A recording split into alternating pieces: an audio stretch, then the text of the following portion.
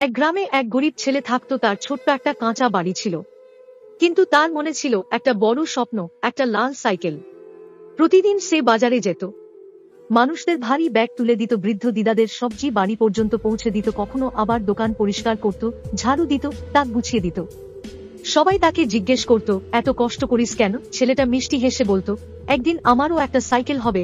রাতে বাড়ি ফিরে সে একটা ছোট টিনের বাক্স খুলত, সারাদিনে পাওয়া কয়েনগুলো সাবধানে গুনে গুনে জমাত।